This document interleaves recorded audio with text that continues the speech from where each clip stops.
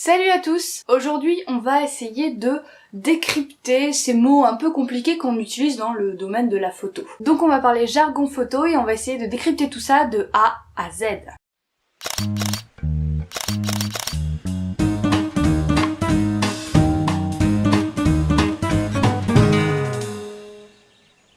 Alors pour cette petite série de vidéos qui aura lieu toutes les semaines, j'ai mis en place un carnet dans lequel je vais recenser tous les termes en photo, que ce soit des plus basiques aux plus complexes, et on va essayer ensemble d'apprendre ça. Ça vous est tous arrivé dans vos débuts de ne rien comprendre à une discussion entre deux photographes. Il y a plein de termes qui existent et qui sont un peu techniques, hein.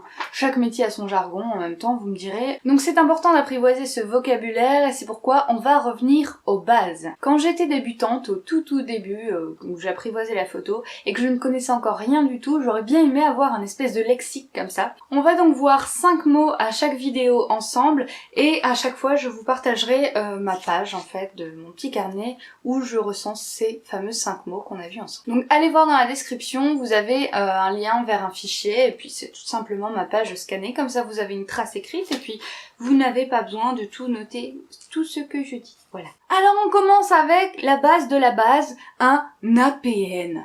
APN, appareil photo numérique. Oui, c'est un petit peu... Oui, franchement ça se la pète un peu ce terme. Ce terme regroupe donc tout type d'appareil photo numérique, donc compact, réflexe, bridge, hybride, et ça désigne en général plutôt le boîtier.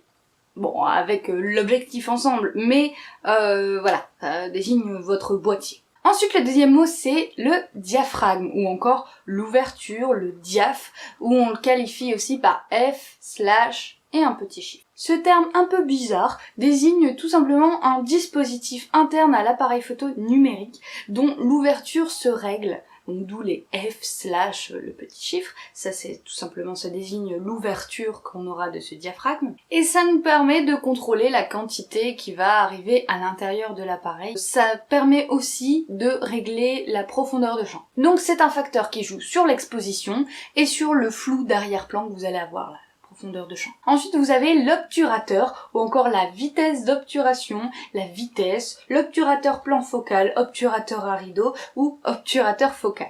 Oui, l'obturateur. Il s'agit du mécanisme présent généralement dans tous les appareils photo numériques réflexes. Celui-ci sert à gérer la durée d'exposition de votre photo. Il va s'ouvrir pendant un temps plus ou moins long, ce qui va vous permettre de faire entrer plus ou moins de lumière. Ça nous permet donc aussi de gérer le flou de bouger ou le flou de mouvement. Plus on va avoir une vitesse rapide, moins on aura de flou sur la photo. Et ça se calcule en dizaines, centaines, millièmes de secondes, donc avec le 1 sur votre petit chiffre. Plus le chiffre est grand, plus vous allez avoir une vitesse rapide. Voilà. Bon, là on revient aux bases des maths, hein. Je vais peut-être pas faire un cours de maths. Mais ce temps peut se calculer aussi en secondes. Oui, on peut avoir des temps d'exposition qui durent plusieurs secondes, voire plusieurs minutes, même plusieurs heures, si on a l'appareil adéquat.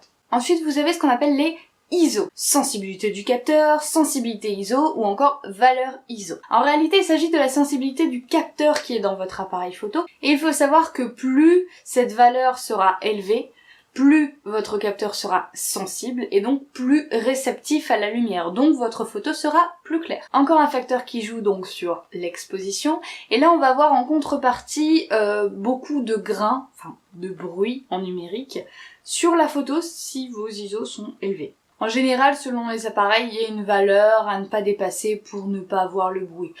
Mais, bon, le bruit, c'est pas non plus la pire des choses. Et enfin, on finit avec le 5e mot qui sera le capteur, ou encore le capteur photographique ou le capteur optique. Il s'agit d'un mécanisme électronique propre aux appareils photo numériques. Ce mécanisme est sensible à la lumière, on dit aussi photosensible. Il réagit à la lumière et la transforme tout simplement en données numériques, donc ce qui va former votre fichier. En gros, l'équivalent en argentique, en fait, c'était la pellicule. Tout simplement. Voilà, c'est terminé pour aujourd'hui, pour les 5 mots de jargon photo de A à Z. Et pour l'heure, on se retrouve pour la prochaine vidéo.